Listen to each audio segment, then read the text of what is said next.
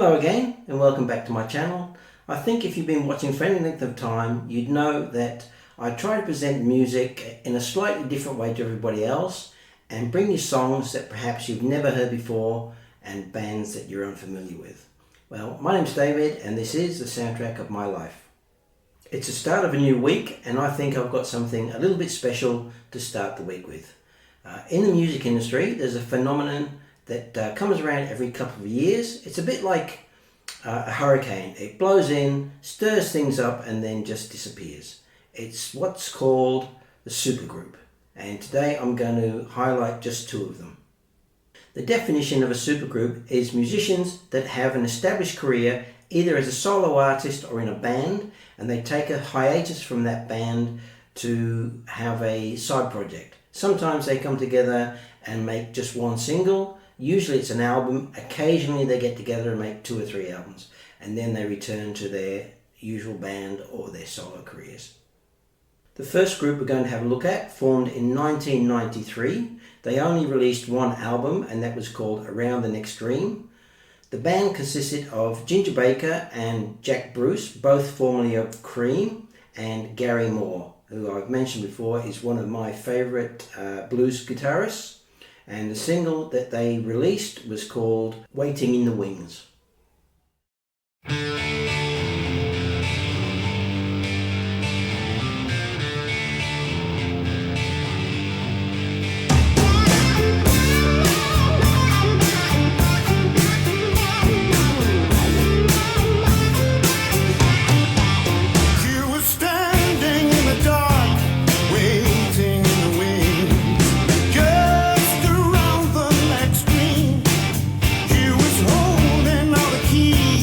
Set my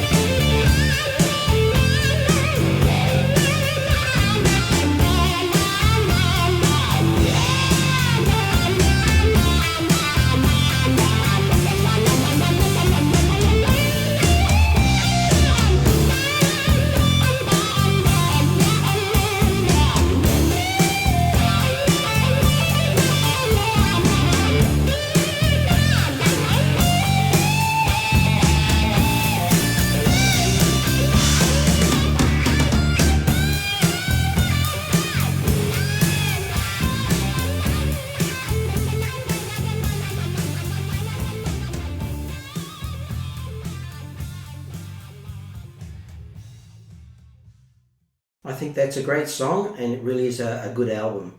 The original album had 10 tracks on it, and there was a reissue in 2002 on CD, and there was an additional 4 tracks on that.